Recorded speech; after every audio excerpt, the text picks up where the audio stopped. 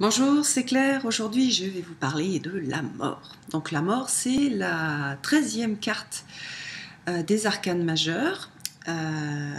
Et donc elle se situe juste après le pendu, c'est-à-dire après avoir regardé les choses d'un angle différent, il va falloir quitter, laisser partir un certain nombre de choses de notre vie, de notre passé.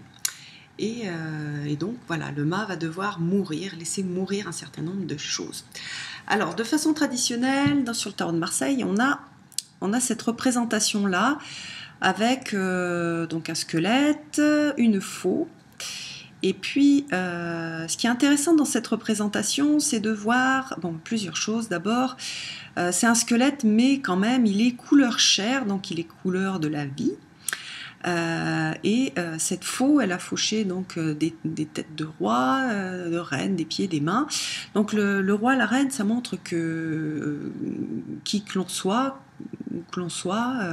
on est tous soumis à la loi de la mort, mort-renaissance. Voilà, donc le côté universel de la mort. Et puis, je ne sais pas si vous voyez bien sur la vidéo, mais le sol est noir, c'est un sol fertile. Donc c'est un petit peu la loi de la nature, la loi de la vie. Pour que des nouvelles choses puissent pousser, il faut couper les anciennes et les laisser revenir à la terre pour que de nouvelles choses puissent pousser.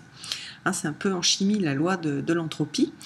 Voilà, rien ne se perd, rien ne se crée, tout se transforme. Il va falloir, au niveau physique, bien sûr que c'est juste, mais surtout au niveau psychologique et au niveau de comment est-ce qu'on va gérer nos vies. Alors, cette carte, elle apparaît, c'est une transformation profonde et c'est une transformation rapide. C'est pas la transformation qu'on a avec l'ermite.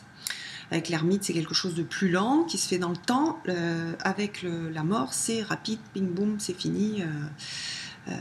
Souvent, enfin moi je l'ai eu à un moment de ma vie où il fallait que je change et je résistais. Mais bon, voilà, quand il y a la mort, ça arrive, ça casse. Et puis c'est très bien parce que en fait, c'est aussi une carte de nettoyage. Une carte positive et qui parfois apporte du soulagement. Hein, c'est pas. Souvent, on dit que c'est une carte qui fait peur. Moi, pour l'avoir vécu dans ma vie, je trouve que c'est une carte qui soulage plutôt. Voilà, donc ça, c'est la mort. Je vais vous montrer plusieurs représentations, parce que c'est intéressant, ça montre un peu tous les aspects de la mort. Alors ici, dans le tarot Shadowscapes, le tarot des mondes oniriques, on a un phénix. Donc le phénix qui renaît de ses cendres.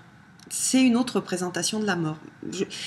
Il vaudrait mieux l'appeler mort-renaissance. Hein. D'ailleurs, vous avez vu que sur le tarot de Marseille, on n'a pas le nom la mort. Hein. Voilà, donc on a cette notion exprimée différemment de mourir pour pouvoir renaître de ses cendres. Dans le tarot des druides, on a Kiridwen avec son chaudron où elle dépose toutes les choses anciennes qu'elle va refaire cuire pour recréer quelque chose de nouveau. Donc encore là, mort, renaissance, on laisse tomber l'ancien, on le remet dans le chaudron pour pouvoir créer du nouveau.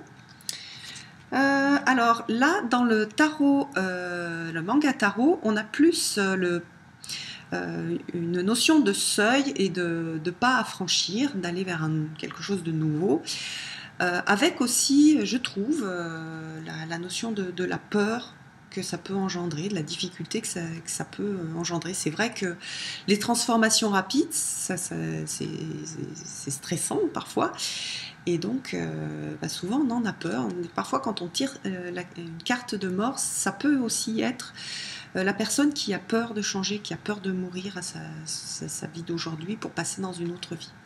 Voilà. Et puis, je l'aime bien, donc je vous la montre, c'est celle du Thoth. On a aussi là un squelette.